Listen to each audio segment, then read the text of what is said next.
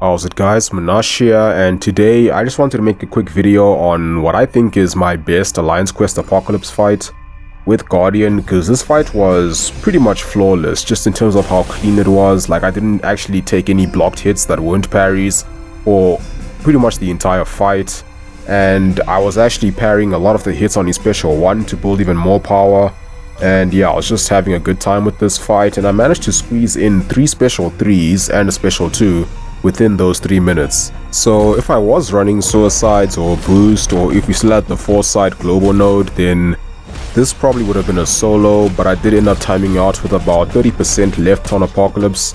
Also, this is on day 5, so it's the most stacked Apocalypse in terms of health and attack, but not the most difficult. I do find him more difficult when he has Turn the Tide with Guardian, because that sort of messes with your rotation, then you can't actually get in as many special 3s. So I tend to do less damage when there's Turn the Tide, but it's still a one timeout fight, because we do that on day 2, but it's a longer second fight compared to the other days, because Parry Curse doesn't make a difference. So Sayeth Doom can actually be beneficial in terms of health loss, because you do heal with willpower. The only thing is you can get an armor break on you if you don't do the things that Doom says you should do. I think it's 3 times and then it's armor break. I'm not too sure about that, but yeah, it actually did happen in the second fight here.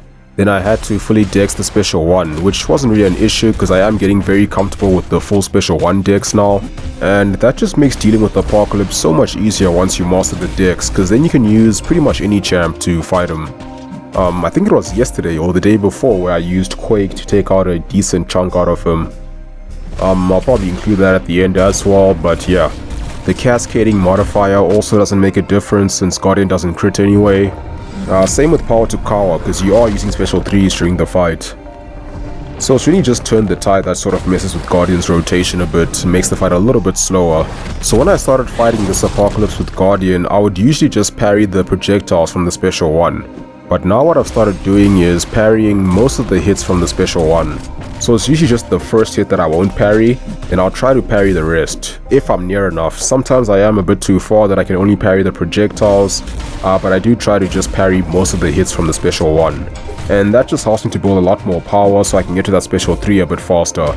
In fact, that is the key to getting 3 special 3s in this fight, and then still have a bit of time to get to the special 2. Although in this fight I was a little bit late. I did still manage to throw it, but it was just before timing out, so I didn't get the full shock damage at the end. So when that happens, I'll just throw a special 1 instead of a third special 3, and then a special 2 to end the fight. Well, to time out, I guess. But I must say, it is quite satisfying to do a fight like this where the opponent has about 30,000 attack and you just take no damage. You actually have a full yellow bar for pretty much the entire fight.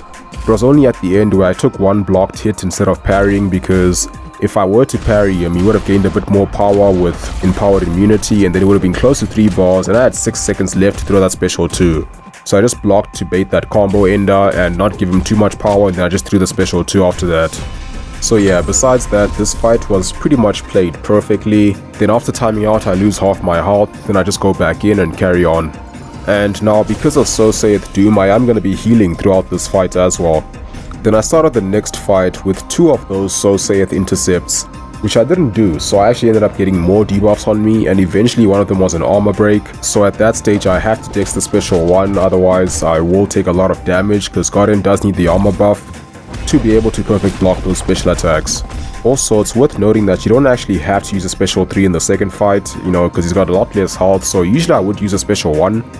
It's usually just 2 special 1s and then a special 2, but here I just went to the special 3 still, just due to habit, I suppose. And the nice thing about the special 3 is it gives you permanent charges, so you don't have to worry about them falling off over time. Also, there is the Stage Fright node, which makes you take 50% of your current health as direct damage if you throw a special attack within 15 seconds of the previous special attack you threw. But to be honest, if I'm using Guardian, I usually just ignore that node, because I can do this fight with 1% health, perfectly fine. So yeah, it's not really a big issue, although it can be a bit annoying for other champs sometimes.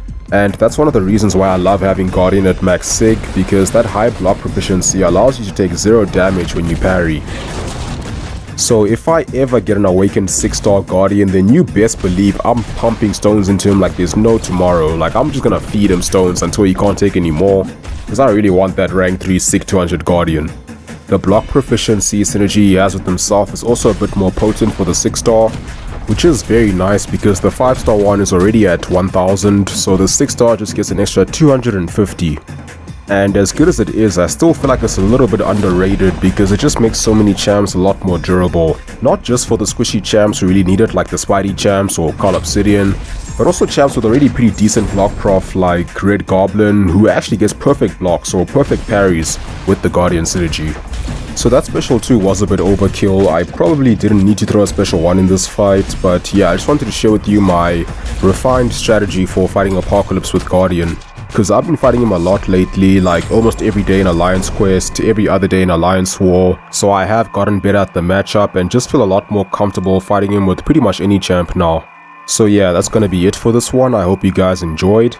Thank you for watching, have a wonderful day, and I'll see you soon.